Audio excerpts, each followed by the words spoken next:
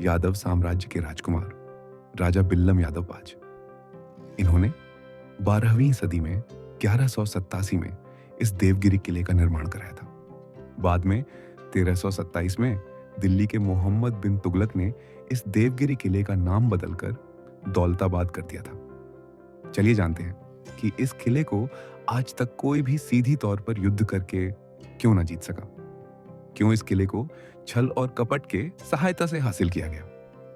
इस देवगिरी फोर्ट में जाने के लिए पर पर्सन 25 रुपए एंट्री फीस लिया जाता है और इसका विजिटिंग समय सुबह 6 बजे से लेकर शाम के 6 बजे तक का है।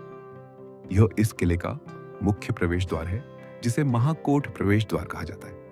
और इस प्रवेश द्वार के गेट के ऊपर युद्ध के समय में हाथियों से बचने के लिए यह लोहे के नुकीले किले लगाई गई है और इन किलों के ऊपर जहर लगा रहता था। उस कारण से कुछ ही देर में हाथी की मौत हो जाती थी। किले के मुख्य प्रवेश द्वार से अंदर की तरफ आते ही इस जगह पर आपको यहाँ पर रहने वाले सैनिकों की यह रहने की जगह नजर आएगी, जहां पर अभी भारतीय पुरातत्व विभाग ने यह अलग आकार के दिखने वाली निजाम के जमाने की तोहफे रखी हुई है और जिनमें से यह वाली तोहफ औरंगजेब के जमाने की है और इस तोहफ को प्योर कॉपर से बनाया गया है। दुश्मन की सेना को चकमा देकर मारने के लिए इस किले के अंदर कुल 52 असली और नकली प्रवेश द्वार बने हुए हैं और किले के इस तीसरे प्रवेश द्वार से अंदर की तरफ जाते ही सामने आपको यह ऐतिहासिक मंदिर नजर आएगा, जो कि अभी पूरी तरह से नष्ट हो चुका है। हाथी तालाब के बिल्कुल पास में यह यादव कालीन समय का ऐतिहासिक मंदिर बना हुआ है। इस मंदिर को अभी भारत माता मंदिर के नाम से जाना जाता है। 152 स्तंभ से बने हुए इस मंदिर को इंटरलॉकिंग सिस्टम के तहत बनाया गया था और इस मंदिर के प्रांगण में आपको यह बहुत सारे स्तंभ नजर आएंगे। किसी जमाने में इन स्तंभों के ऊपर एक बड़ा सा सभा मंडप हुआ करता था। इस मंडप के अंदर यहाँ पर आने वाले भक्तगण खाना खाकर आराम किया करते थे। बाद में अलाउद्दीन खिलजी के समय में इस मंदिर को तोड़कर यहाँ पर मस्जिद का निर्माण कराया गया और भारत आजाद हो जाने पर 1947 के बाद में भारत सरकार ने यहाँ पर भारत माता की मूर्ति को प्रतिस्थापित किया। इसीलिए इस मंदिर को भारत माता मंदिर कहा जाता है।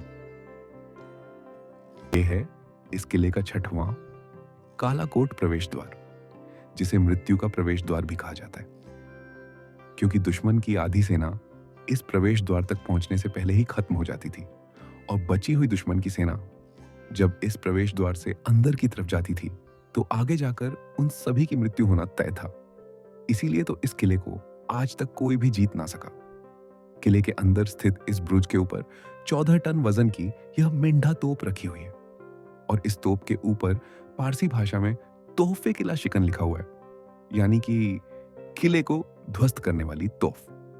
पंच धातु से बनी हुई इस तोफ को लगातार चलाने के बावजूद भी यह कभी भी गर्म नहीं होती थी और नीचे लगे हुए एक्सेल के ऊपर इस तोफ को रखा जाता था और एक 180 डिग्री के एंगल पर घुमाकर इसे फायर किया जाता था।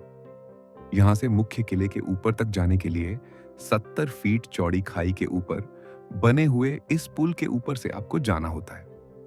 उस जमाने में यहां पर चमड़े का पुल हुआ करता था और जैसे ही दुश्मन की सेना उस पुल पर आ जाती थी तो चमड़े के पुल को खींच लिया जाता था और सारे सेना के लोग इस 80 फीट गहरी खाई में गिर जाते थे, जहां पर भूखे मगरमच्छ और जहरीले सांप उनके हमेशा इंतजार में रहते थे।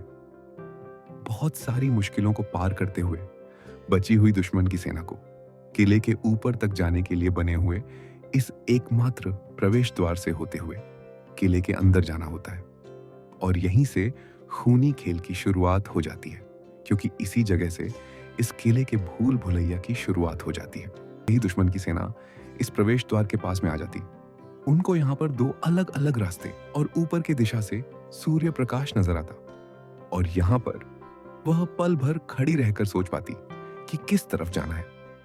उतने ही देर में ऊपर की तरफ से खोलता हुआ तेल और खोलता हुआ पानी उनके ऊपर डाला जाता था और यहाँ पर इस तरह के कई सारे रास्ते बने हुए हैं और दुश्मन की सेना अलग अलग टुकड़ी में बंटकर जब इन गलियारों से जाती है और यह आगे जाकर रास्ते इस जगह पर मिल जाते हैं और यहाँ पर दुश्मन की सेना अपने ही सेना के लोगों को दुश्मन की सेना समझकर मार डालती थी, क्योंकि इस जगह पर उस जमाने में पूरी तरह से अंधेरा हुआ करता था। पहाड़ के चट्टानों को तराशकर बनाई गई इन सीढ़ियों से ऊपर चलने के बाद आप इस लोहे के प्रवेश द्वार से बाहर की तरफ आ जाते हो, जो कि इस किले के ऊपर आने का इकलौता प्रवेश द्वार है। और इमरजेंसी आने पर इस प्रवेश द्वार को बंद किया जाता था और यहां से जहरीला धुआं छोड़कर दुश्मन के सेना को मार दिया जाता था। तो इस तरह से इस किले की खतरनाक सिक्योरिटी सिस्टम के कारण दुश्मन के सेना का एक भी व्यक्ति ऊपर तक नहीं आ पाता था। इसी कारण से इस किले को सीधी तौर पर युद्ध करके आज तक कोई भी नहीं जीत सका। लेकिन 1296 में अलाउद्दीन खिलजी ने इस किले की 6 महीने घेराबंदी करके इस किले के किलेदार को रिश्वत देकर इस किले को छल और कपट से हासिल किया था।